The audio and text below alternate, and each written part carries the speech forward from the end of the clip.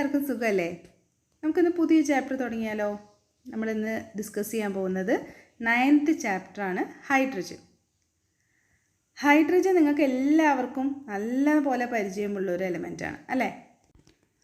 ഹൈഡ്രജനാണ് ഏറ്റവും ലൈറ്റസ്റ്റ് ആയിട്ടുള്ള എലമെൻറ്റ്, ഏറ്റവും ഭാരം കുറഞ്ഞ എലമെൻ്റാണ് ഹൈഡ്രജൻ. ഈ ഹൈഡ്രജൻ എന്ന വാക്ക് ഉണ്ടായിരിക്കുന്നത് 2 ഗ്രീക്ക് വേർഡ്സിൽ നിന്നാണ്, ഹൈഡ്രോ ആൻഡ് ജീൻ. ഹൈഡ്രോ എന്ന് പറഞ്ഞാൽ വാട്ടർ എന്നാണ് അർത്ഥം, ജീൻ എന്ന് പറഞ്ഞാൽ പ്രൊഡ്യൂസിങ്. അപ്പോൾ ഹൈഡ്രജൻ എന്ന് പറഞ്ഞ വാക്കിൻ്റെ അർത്ഥം വാട്ടർ പ്രൊഡ്യൂസർ എന്നാണ്, വെള്ളം ഉണ്ടാക്കാൻ കഴിവുള്ളത് അല്ലേ? നമുക്കറിയാം എങ്ങനെ വാട്ടർ ഉണ്ടാവുന്നത്, ഹൈഡ്രജനും ഓക്സിജനും കൂടി ചേർന്നിട്ടാണ് വാട്ടർ ഉണ്ടാവുന്നത് അല്ലേ? അപ്പോൾ ഹൈഡ്രജൻ എന്ന് പറയുന്ന വാക്ക് ൻ്റെ അർത്ഥം വാട്ടർ പ്രൊഡ്യൂസർ എന്നാണ്. ഇനി ഈ ഹൈഡ്രജൻ ഡിസ്കവർ ചെയ്തത് ആരാന്നറിയോ? ഹെൻറി കാവൻഡിഷ് എന്ന് പറയുന്ന ഒരു സയൻറ്റിസ്റ്റാണ് ഹൈഡ്രജൻ ഡിസ്കവർ ചെയ്തത്.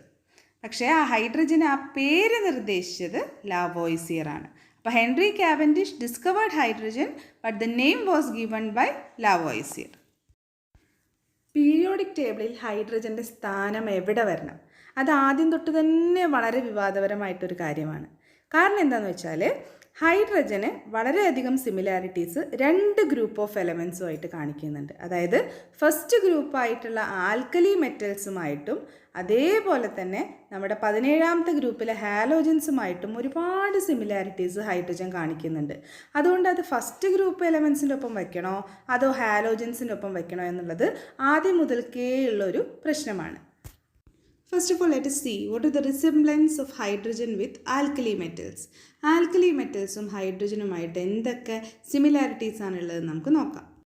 ഒന്നാമത്തെ സിമിലാരിറ്റി എന്താണെന്ന് വെച്ചാൽ നമ്മുടെ ഹൈഡ്രജനും അതേപോലെ തന്നെ ആൽക്കലി മെറ്റൽസിനും അവസാനത്തെ ഷെല്ലിൽ എത്ര ഇലക്ട്രോൺ ഉണ്ട്? 1 ഇലക്ട്രോൺ മാത്രമേ ഉള്ളൂ അല്ലേ? ആ 1 ഇലക്ട്രോണെ നഷ്ടപ്പെടുത്തി അവർ യൂണിപോസിറ്റീവ് അയോൺസായി മാറാനുള്ള സാധ്യതയുണ്ട്. അതായത് നമുക്കറിയാം ഹൈഡ്രജന് അവസാനത്തെ ഷെല്ലിൽ 1 ഇലക്ട്രോൺ ഉള്ളത്, അത് നഷ്ടപ്പെട്ട എന്തായിട്ട് മാറും? H+ ആയിട്ട് മാറും. അതുപോലെ നമ്മുടെ ഫസ്റ്റ് ഗ്രൂപ്പ് എലമെൻസിലൊക്കെ അവസാനത്തെ ഷെല്ലിൽ 1 ഇലക്ട്രോൺ ഉണ്ട്. ഇപ്പോൾ സോഡിയം ആണെങ്കിൽ ആ 1 ഇലക്ട്രോൺ നഷ്ടപ്പെടുത്തിയാൽ എന്തായി മാറും? Na+. പൊട്ടാസ്യം ആണെങ്കിൽ 1 ഇലക്ട്രോൺ നഷ്ടപ്പെടുത്തി എന്തായി മാറും? K+. അതാണ് നമ്മൾ ഈ 2 പോയിൻറ്റ്സ്, ഫസ്റ്റ് 2 പോയിൻറ്റ്സ് പറയുന്നത്. Both have 1 electron in the valence shell and forms unipositive ions. അതേപോലെ like alkali metals, hydrogen also loses its 1 electron to form H+ ion. ഇനി നമുക്ക് അടുത്ത സിമിലാരിറ്റി നോക്കാം. റിഡോക്സ് റിയാക്ഷനൊക്കെ പഠിച്ചപ്പോൾ നിങ്ങൾ ഓക്സിഡേഷൻ നമ്പേഴ്സിനെ കുറിച്ച് പഠിച്ചു അല്ലേ? അപ്പോൾ നിങ്ങൾ കേട്ടിട്ടുണ്ടാവും ഫസ്റ്റ് ഗ്രൂപ്പ് എലമെൻറ്റ്സ്, അതായത് ആൽക്കലി മെറ്റൽസിൻ്റെ ഓക്സിഡേഷൻ നമ്പർ എന്താണ്? +1. ഹൈഡ്രജനും മിക്കവാറും കോമ്പൗണ്ട്സിലൊക്കെ ഹൈഡ്രജൻ്റെ ഓക്സിഡേഷൻ നമ്പർ +1 ആണ്. അപ്പോൾ അതാണ് നമ്മുടെ അടുത്ത സിമിലാരിറ്റി. ആൽക്കലി മെറ്റൽസിനും അതേപോലെ തന്നെ ഹൈഡ്രജനും മിക്കവാറും ഓക്സിഡേഷൻ നമ്പർ +1 തന്നെയാണ് വരാറുള്ളത്. ഇനി 4ാമത്തെ സിമിലാരിറ്റി, നമ്മളിപ്പോൾ ആൽക്കലി കോമ്പൗണ്ട്സിന്, ആൽക്കലി മെറ്റലുള്ള ഒരു കോമ്പൗണ്ടിനെ ഇലക്ട്രോളിസിസ് നടത്തുകയാണെങ്കിൽ കാഥോഡിലാണ് ആൽക്കലി മെറ്റൽ ഡെപ്പോസിറ്റ് ചെയ്യപ്പെടുക. അതേപോലെ തന്നെ ഒരു ഹൈഡ്രജൻ കണ്ടെയ്നിങ് കോമ്പൗണ്ടിനെ നമ്മൾ ഇലക്ട്രോളിസിസ് നടത്തുകയാണെങ്കിൽ മിക്കവാറും ഹൈഡ്രജനും കാഥോഡിലാണ് ഡെപ്പോസിറ്റ് ചെയ്യപ്പെടുക. അതാണ് നമ്മൾ 4ാമത്തെ പോയിൻ്റായിട്ട് ലിബറേഷൻ അറ്റ് കാഥോഡ് എന്ന് എഴുതിയിരിക്കുന്നത്. Both alkali metals as well as hydrogen get deposited at the cathode on electrolysis. Now the next resemblance is it shows great affinity for electronegative elements as alkali metals do. അതായത് നമുക്ക് electronegative elements ആയിട്ടുള്ള halogens, oxygen, sulphur ഇവരൊക്കെ പെട്ടെന്ന് react ചെയ്യും alkali metals അല്ലേ? അവർക്ക് അത്തരം എലമെൻറ്റ്സിനോട് താല്പര്യം വളരെ കൂടുതലാണ്. അതുപോലെ തന്നെയാണ് ഹൈഡ്രജനും. Hydrogen also shows great affinity towards halogens, oxygen, sulphur etcetera. അപ്പോൾ അതാണ് നമ്മൾ 5ാമത്തെ സിമിലാരിറ്റി ആയിട്ട് പറഞ്ഞത്. ഇനി 6ാമത്തെ സിമിലാരിറ്റി നോക്കൂ. Hydrogen is a strong reducing agent like alkali metals. Alkali മെറ്റൽസും ഹൈഡ്രജനും വളരെ സ്ട്രോങ് ആയിട്ടുള്ള റെഡ്യൂസിങ് ഏജൻസ് ആണ്.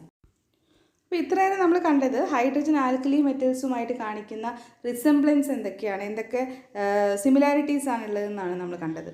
എന്നാൽ ആൽക്കലി മെറ്റൽസുമായിട്ട് വളരെയധികം ഡിഫറൻസും ഉണ്ട് ഹാലോജൻസിന്. നമുക്കിനി അത് നോക്കാം, എന്തൊക്കെ ഡിഫറൻസസ് ആണ് ഹൈഡ്രജനും ആൽക്കലി മെറ്റൽസും തമ്മിലുള്ളതെന്ന് നോക്കാം. First one, alkali metals are typical metals while hydrogen is A non metal. Alkali metals ആണ്, ടിപ്പിക്കലായിട്ടുള്ള മെറ്റൽസ് ആണ്, ലോഹങ്ങളാണ്. പക്ഷേ ഹൈഡ്രജൻ ഒരു അലോഹമാണ്. അതാണ് ഒന്നാമത്തെ വ്യത്യാസം. Second one, hydrogen is diatomic while alkali metals are monoatomic in nature. Hydrogen നമുക്കറിയാം H2 എന്നാണ് എഴുതുക അല്ലേ. പക്ഷേ ആൽക്കലി മെറ്റൽസ് ആയിട്ടുള്ള സോഡിയം ഒക്കെ എങ്ങനെ നമ്മൾ എഴുതുക, Na, പൊട്ടാസ്യം ആണെങ്കിൽ K അല്ലേ.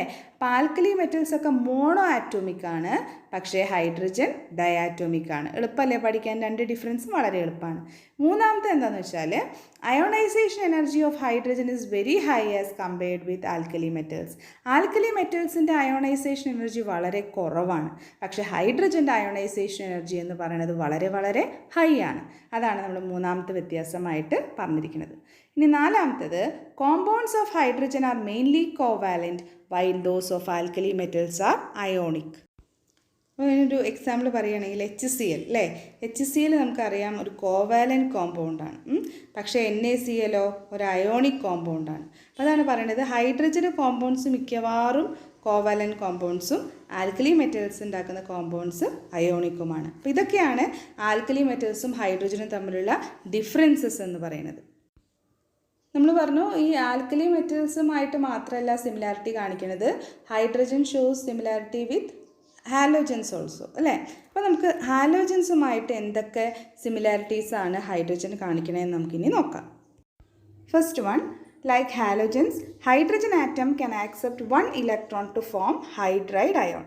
അതായത് ഹാലോജൻസിനെ പോലെ തന്നെ ഹൈഡ്രജൻ ആറ്റവും ഒരു ഇലക്ട്രോൺ ആക്സെപ്റ്റ് ചെയ്ത് H- അയോൺ ആവാനുള്ള ടെൻഡൻസി വളരെ കൂടുതലാണ്. ഹാലോജൻസ് നമുക്കറിയാം, ഹാലോജൻസിന് ഇലക്ട്രോണിക് കോൺഫിഗറേഷൻ അവസാനത്തെ ഷെല്ലിൽ 7 ഇലക്ട്രോണാണുള്ളത് അല്ലേ. അപ്പോൾ ആ 7 ഇലക്ട്രോൺ ഉള്ളത് കൊണ്ട് തന്നെ ഒരു ഇലക്ട്രോണും കൂടി കിട്ടിയാൽ അവർക്ക് എന്താവും, സ്റ്റേബിൾ ആയിട്ടുള്ള നോബിൾ ഗ്യാസ് കോൺഫിഗറേഷൻ അറ്റൈൻ ചെയ്യാനായിട്ട് സാധിക്കും. അപ്പോൾ ഹാലോജൻസ് ഒക്കെ ഒരു ഇലക്ട്രോൺ ആക്സെപ്റ്റ് ചെയ്യാനുള്ള ടെൻഡൻസി വളരെ കൂടുതലാണ്. അപ്പോൾ അവരൊരു ഇലക്ട്രോൺ ആക്സെപ്റ്റ് ചെയ്ത് ഹാലൈഡ് അയോണായിട്ട് X- അയോണായിട്ട് മാറും. Cl- അല്ലെങ്കിൽ F-, Br- അങ്ങനെ ഹാലൈഡ് അയോണായിട്ട് മാറാനുള്ള ടെൻഡൻസി കൂടുതലാണ്. അതേപോലെ തന്നെയാണ് ഹൈഡ്രജൻ്റെ കേസും. ഹൈഡ്രജൻ്റെ തൊട്ടടുത്തുള്ള നോബിൾ ഗ്യാസ് എന്ന് പറയുന്നത് ഹീലിയമാണ്. അപ്പോൾ ഹീലിയത്തിൻ്റെ പോലെയുള്ള നോബിൾ ഗ്യാസ് കോൺഫിഗറേഷൻ ആവാൻ വേണ്ടിയിട്ട് ഹൈഡ്രജനും ഒരു ഇലക്ട്രോൺ ആക്സെപ്റ്റ് ചെയ്യാനുള്ള ടെൻഡൻസി കൂടുതലാണ്. അങ്ങനെ ആക്സെപ്റ്റ് ചെയ്ത് ഹൈഡ്രൈഡ് അയോൺ ആവാനുള്ള ടെൻഡൻസി കൂടുതലാണ് എന്നാണ് ഈ ഫസ്റ്റ് പോയിന്റ് പറയുന്നത്. ഇനി second one, hydrogen forms a large number of compounds like halogens. ഹാലോജൻസിനെ പോലെ തന്നെ മെറ്റൽസുമായിട്ടും നോൺ മെറ്റൽസും ഒക്കെ ആയിട്ട് ചേർന്ന് ഒരുപാട് കോമ്പൗണ്ട്സ് ഉണ്ടാക്കാൻ ഹൈഡ്രജനും സാധിക്കും.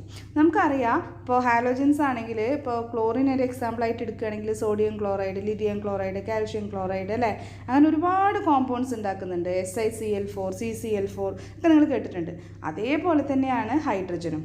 Sodium hydride, lithium hydride, calcium hydride അല്ലേ, കേട്ടിട്ടില്ലേ, മീത്തേൻ, CH4 എന്നൊക്കെ പറയും. അപ്പോൾ അതുപോലെ ഹൈഡ്രജനും പിന്നെ ഒരുപാട് കോമ്പൗണ്ട്സ് ഉണ്ടാക്കാനുള്ള ടെൻഡൻസി ഉണ്ട്, മെറ്റൽസുമായി ചേർന്നിട്ടും അതേപോലെ നോൺ മെറ്റൽസുമായിട്ട് ചേർന്നിട്ട്. അതാണ് സെക്കൻഡ് വൺ പറയുന്നത്. Hydrogen can also form A large number of compounds both with metals as well as non metals like halogens.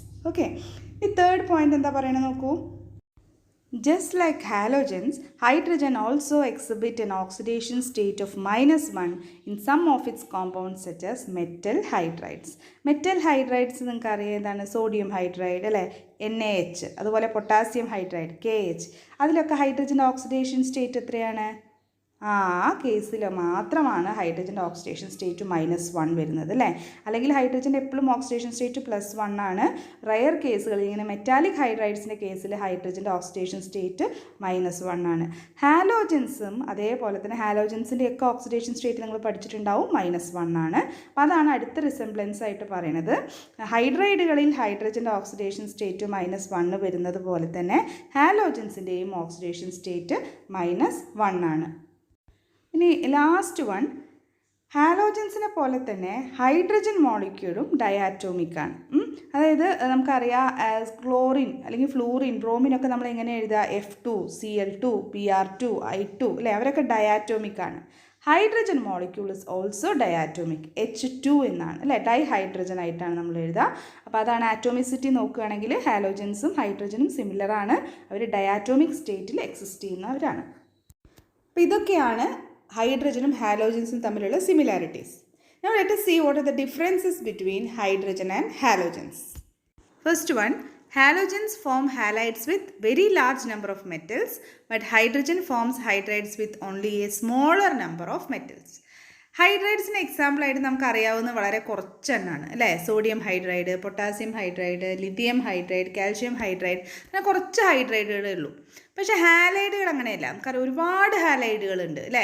പല പല മെറ്റൽസുമായിട്ട് ഹാലൈഡ്സ് ഫോം ചെയ്യാൻ പറ്റും. പക്ഷേ ഹൈഡ്രൈഡ്സ് ആയിട്ട് ഉള്ളത് വളരെ കുറച്ച് എണ്ണയേ ഉള്ളൂ. അതായത് ഹൈഡ്രജന് വളരെ കുറച്ച് മെറ്റൽസുമായിട്ട് മാത്രമേ ഹൈഡ്രൈഡ് ഉണ്ടാക്കാൻ സാധിക്കുകയുള്ളൂ എന്നാണ് പറഞ്ഞത്. ഇനി രണ്ടാമത്തെ ഡിഫറൻസ് നോക്കാം. There is no lone pair of electrons in hydrogen molecule, whereas halogen molecules have 6 lone pair of electrons. അല്ലേ, ഹൈഡ്രജൻ മോളിക്യൂൾ എന്ന് പറയുമ്പോൾ അതിലാകെ 2 ഇലക്ട്രോൺ കൊണ്ട്, അതായത് ഒരു പെയർ ഓഫ് ഇലക്ട്രോൺ കൊണ്ടാണ് ഹൈഡ്രജൻ മോളിക്യൂൾ ഉണ്ടായിരിക്കുന്നത്. ഇനി അതിൽ ലോൺ പെയർ, ബോണ്ടിങ്ങിൽ പങ്കെടുക്കാത്ത ഇലക്ട്രോൺ പെയറിനെയാണ് നമ്മൾ ലോൺ പെയർ എന്ന് പറയുക. അത്തരം ഒരു ലോൺ പെയർ ഓഫ് ഇലക്ട്രോൺസ് എന്തിനില്ല, ഈ ഹൈഡ്രജൻ മോളിക്യൂളിലില്ല. പക്ഷേ ക്ലോറിൻ ഒരു എക്സാമ്പിളായിട്ട് നമുക്ക് എടുക്കാം. അപ്പോൾ ഈ ക്ലോറിൻ മോളിക്യൂൾ എന്ന് പറയുമ്പോൾ അവിടെ ഒരു ബോണ്ട് പെയർ, ഈ Cl2ൻ്റെ ഇടയിൽ ഒരു ബോണ്ട് പെയർ ഓഫ് ഇലക്ട്രോൺ ഉണ്ട്. അതിന് പുറമേ നോക്കി നോക്കൂ എത്രയുണ്ട്, 6 ലോൺ പെയർ ഓഫ് ഇലക്ട്രോൺസ് ഉണ്ട്. അപ്പോൾ അതാണ് നമ്മുടെ സെക്കൻഡ് ഡിഫറൻസ് ആയിട്ട് പറഞ്ഞിരിക്കുന്നത്. ഹൈഡ്രജൻ മോളിക്യൂളിൽ ലോൺ പെയർ ഓഫ് ഇലക്ട്രോൺസേ ഇല്ല. പക്ഷേ ഹാലോജൻ മോളിക്യൂൾസിൽ ഇതുപോലെ 6 ലോൺ പെയർ ഓഫ് ഇലക്ട്രോൺസ് ഉണ്ടാവും അല്ലേ. അതായത് നമുക്കറിയാം ഒരു വാലൻസ് ഷെല്ലിൽ 7 ഇലക്ട്രോൺസ് ആണുള്ളത്. അതിൽ 1 ഇലക്ട്രോണാണ് ഈ ബോണ്ടിങ്ങിൽ പങ്കെടുത്തിട്ടുള്ളൂ. ബാക്കിയുള്ള 6 ഇലക്ട്രോൺസ് ഓരോ ആറ്റത്തിൻ്റെ ചുറ്റും ഉണ്ടാവും അല്ലേ. അപ്പോൾ മൊത്തം എത്ര പെയറാണ് ചോദിച്ചാൽ 6 ജോഡി ബോണ്ടിങ്ങിൽ പങ്കെടുക്കാത്ത ഇലക്ട്രോൺസ്. അതിനെയാണ് നമ്മൾ 6 ലോൺ പെയർ ഓഫ് ഇലക്ട്രോൺസ് എന്ന് പറയുന്നത്. ഇനി മൂന്നാമത്തെ difference, the oxides of halogens are acidic in nature, versus oxide of hydrogen is neutral. അതായത് ഹാലോജൻസിൻ്റെ ഓക്സൈഡ്സ്, ഇപ്പോൾ എക്സാമ്പിൾ ആണെങ്കിൽ Cl2O7 അല്ലെങ്കിൽ I2O5, അതിനൊക്കെ അസിഡിക് സ്വഭാവമാണുള്ളത്. പക്ഷേ ഹൈഡ്രജൻ്റെ ഓക്സൈഡ് ഏതാണ്? ഈ ഹൈഡ്രജൻ്റെ ഓക്സൈഡ് വാട്ടർ അല്ലേ. H2O is an example for oxide of hydrogen. വാട്ടറിൻ്റെ സ്വഭാവം എങ്ങനെയാണ്? വാട്ടർ ഇസ് ന്യൂട്രൽ അല്ലേ. അപ്പോൾ അതാണ് പറയുന്നത്, ഹാലോജൻസിൻ്റെ ഓക്സൈഡ്സ് മിക്കവാറും അസിഡിക് നേച്ചർ ഉള്ളതാണ്. പക്ഷേ ഹൈഡ്രജൻ്റെ ഓക്സൈഡ് ന്യൂട്രൽ ക്യാരക്ടേഴ്സ് ഉള്ളതാണ്. ഓക്കെ, അപ്പോൾ ഇതാണ് ഹാലോജനും അതേപോലെ ഹൈഡ്രജനും തമ്മിലുള്ള ഡിഫറൻസസ്. അപ്പോൾ നമ്മൾ ഇത്രയും നേരം നമ്മൾ എന്താ കണ്ടത്? ഹാലോജൻസും ആൽക്കലി മെറ്റൽസും ഒക്കെ ആയിട്ട് ഹൈഡ്രജൻ ഒരുപാട് സിമിലാരിറ്റീസ് ഉണ്ടെന്ന് കണ്ടു. അതേപോലെ തന്നെ അവർ തമ്മിൽ വളരെയധികം ഡിഫറൻസസ് ഉണ്ടെന്ന് കണ്ടു. അപ്പോൾ അതുകൊണ്ട് തന്നെ ഈ ഹൈഡ്രജൻ ഒരു പൊസിഷൻ കണ്ടെത്തുക എന്ന് പറഞ്ഞാൽ വളരെ ഡിഫിക്കൽട്ടാണ് അല്ലേ. അതായത് ഫസ്റ്റ് ഗ്രൂപ്പിൻ്റെ ഒപ്പം വെക്കണോ 17th ഗ്രൂപ്പിൻ്റെ ഒപ്പം വെക്കണോ എന്നുള്ളത് വളരെയധികം പ്രശ്നമുള്ളൊരു കാര്യമാണ്. അപ്പോൾ നമ്മളിപ്പോൾ എന്താ ചെയ്തിരിക്കണമെന്ന് വെച്ചാൽ ഹൈഡ്രജനെ നമ്മൾ ഗ്രൂപ്പ് 1ൻ്റെ അടുത്തായിട്ട് മുകളിലായിട്ടൊരു സെപ്പറേറ്റ് പൊസിഷൻ കൊടുത്തിട്ട് അതിൻ്റെ പ്രത്യേക ക്യാരക്ടറിസ്റ്റിക് ഫീച്ചേഴ്സ് കാരണം ഒരു പ്രത്യേക പൊസിഷൻ കൊടുത്ത് മുകളിലെ ഫസ്റ്റ് എലമെൻ്റ് ആക്കി വെച്ചിരിക്കുകയാണ് ചെയ്യുന്നത്. അപ്പോൾ നമ്മൾ അതാണ് പറയുന്നത്, ഹൈഡ്രജൻ്റെ പൊസിഷൻ ഒരു അനോമാലസ് ആണ്, വളരെ ഒരു വിവാദപരമായിട്ടുള്ള ഒരു പൊസിഷനാണ് ഹൈഡ്രജന് കൊടുത്തിരിക്കുന്നത്. അതിനുള്ള കാരണം എന്താണെന്ന് ചോദിച്ചാൽ ഇതാണ് പറയേണ്ടത്, hydrogen shows similarities both with alkali metals and halogens. Okay, അപ്പോൾ അത്രയേ ഉള്ളൂ ഹൈഡ്രജൻ്റെ പൊസിഷനെ കുറിച്ച് പറയാനായിട്ട്. ഇനി നമുക്ക് അടുത്ത ടോപ്പിക്കിലേക്ക് പോവാം, ഐസോടോപ്സ് ഓഫ് ഹൈഡ്രജൻ. എന്താണ് ഐസോടോപ്പ് എന്നൊക്കെ നിങ്ങൾ പഠിച്ചതാണ് അല്ലേ. എന്താണ് ഐസോടോപ്പ് എന്ന് പറഞ്ഞാൽ? Atoms of same element having same atomic number but different mass number. ഒരേ ആറ്റോമിക് നമ്പറുകളായിരിക്കും, പക്ഷേ മാസ് നമ്പർ വ്യത്യാസമായിട്ട് വരുന്നവരെയാണ് നമ്മൾ ഐസോടോപ്പുകൾ എന്ന് പറയുക. അപ്പോൾ നിങ്ങൾക്ക് അറിയാവുന്ന കാര്യം തന്നെയാണ്, ഹൈഡ്രജൻ പ്രധാനമായിട്ടും 3 ഐസോടോപ്പുകളാണ് ഉള്ളത് അല്ലേ. ഏതൊക്കെയാണത്? Protium, deuterium and tritium. അതിൽ നമുക്ക് ഓരോരുത്തരെയായിട്ട് നോക്കാം. അവരുടെയൊക്കെ mass number, atomic number same ആണ്, 1 ആണ്. മാസ് നമ്പർ ഡിഫറെൻ്റ് ആണ്, 1, 2, 3 അങ്ങനെയാണ് അവരുടെ മാസ് നമ്പേഴ്സ് വരുന്നത്. അപ്പോൾ അതിൽ നമുക്ക് ആദ്യം പ്രോട്ടിയം നോക്കാം. പ്രോട്ടിയം എന്ന് പറഞ്ഞാൽ നമ്മൾ ഹൈഡ്രജൻ എന്ന് പൊതുവേ പറയുന്നത് പ്രോട്ടിയത്തിനെയാണ്. മറ്റൊരു പ്രത്യേകത ഞാൻ പറയാൻ വിട്ടുപോയത്, നമ്മൾ മൊത്തം പീരിയോഡിക് ടേബിൾ ഒന്ന് പരിശോധിച്ചാൽ ന്യൂട്രോൺ ഇല്ലാത്ത ആകെ ഒരേ ഒരു എലമെൻറ്റേ ഉള്ളൂ, അത് ഏതാണ്? ഹൈഡ്രജനാണ്. ഓക്കെ, അപ്പോൾ പ്രോട്ടിയത്തിൻ്റെ പ്രത്യേകത എന്താണെന്ന് വെച്ചാൽ പ്രോട്ടിയത്തിൻ്റെ മാസ് നമ്പർ 1, ആറ്റോമിക് നമ്പർ 1 ആണ്. അതുപോലെ it has 1 proton and 1 electron but no neutron. പ്രോട്ടിയത്തിൽ ഒരു പ്രോട്ടോൺ ഉണ്ട്, ഒരു ഇലക്ട്രോൺ ഉണ്ട്, പക്ഷേ ന്യൂട്രോൺ ഇല്ല. ഓക്കെ, അപ്പോൾ naturally occurring hydrogen contains 99.985% of this isotope.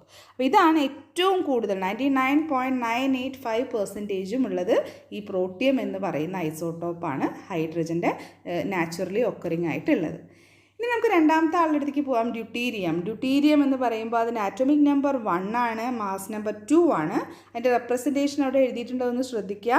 നമ്മളതിന് ഹെവി ഹൈഡ്രജൻ എന്നൊരു പേര് കൂടി ഡ്യൂട്ടീരിയത്തിനുണ്ട്. Deuterium is also known as heavy hydrogen. അതുപോലെ ക്യാപിറ്റൽ ഡി ഉപയോഗിച്ചും നമ്മൾ ഡ്യൂട്ടീരിയത്തിനെ റെപ്രസെൻറ്റ് ചെയ്യാറുണ്ട്. പ്രോട്ടിയത്തിനെ നമ്മൾ ക്യാപിറ്റൽ എച്ച്, ഹൈഡ്രജൻ റെപ്രസെൻറ്റ് ചെയ്യുന്നത് പോലെ തന്നെ എച്ച് ഉപയോഗിച്ചാൽ പ്രോട്ടിയമാണ്. ക്യാപിറ്റൽ ഡി ഉപയോഗിച്ച് നമ്മൾ റെപ്രസെൻറ്റ് ചെയ്യുന്നത് ഡ്യൂട്ടീരിയമാണ്. ഈ ഡ്യൂട്ടീരിയത്തിൽ എത്ര പ്രോട്ടോൺസ് ഉള്ളത്? ഒരു പ്രോട്ടോൺ, അതുപോലെ ഒരു ഇലക്ട്രോൺ, ഒരു ന്യൂട്രോൺ. അപ്പോൾ മാസ് നമ്പർ എത്ര വരും? നമ്പർ ഓഫ് പ്രോട്ടോൺസ് പ്ലസ് ന്യൂട്രോൺസിനെയാണ് നമ്മൾ മാസ് നമ്പർ എന്ന് പറയുന്നത്. അപ്പോൾ ഒരു പ്രോട്ടോണും ഒരു ന്യൂട്രോണും ഉള്ളതുകൊണ്ട് ഡ്യൂട്ടീരിയത്തിൻ്റെ മാസ് നമ്പർ 2 ആണ്. ഇനി നമുക്ക് അടുത്ത ഐസോട്ടോപ്പ് നോക്കാം, ട്രിഷ്യം. ട്രിഷ്യത്തിനെ നമ്മൾ റെപ്രസെൻറ്റ് ചെയ്യുക ക്യാപിറ്റൽ ടി ഉപയോഗിച്ചാണ്. ഓക്കെ, ഈ 1T3 1H3 എന്നൊക്കെ ഉള്ളത് വേറെ റെപ്രസെൻറ്റേഷനാണ്. ക്യാപിറ്റൽ ടി എന്നും നമ്മൾ ട്രിഷ്യത്തിനെ റെപ്രസെൻറ്റ് ചെയ്യാൻ യൂസ് ചെയ്യാറുണ്ട്. ഈ ഹൈഡ്രജൻ ഐസോട്ടോപ്പുകളിൽ റേഡിയോ ആക്റ്റീവ് ആയിട്ടുള്ള ഐസോട്ടോപ്പാണ് ട്രിഷ്യം എന്ന് പറയുന്നത്. ഈ ട്രിഷ്യത്തിൽ ഒരു പ്രോട്ടോണും 2 ന്യൂട്രോണുകളുമാണ് ഉള്ളത്, അതുപോലെ ഒരു ഇലക്ട്രോണും ഉണ്ട്. ഓക്കെ, അപ്പോൾ ഇതൊക്കെയാണ് ഹൈഡ്രജൻ്റെ 3 ഐസോട്ടോപ്പുകൾ, പ്രോട്ടിയം, ഡ്യൂട്ടീരിയം ആൻഡ് ട്രിഷ്യം. ഇന്നത്തെ ക്ലാസ് നമുക്ക് ഇവിടെ അവസാനിപ്പിക്കാം. Okay, thank you.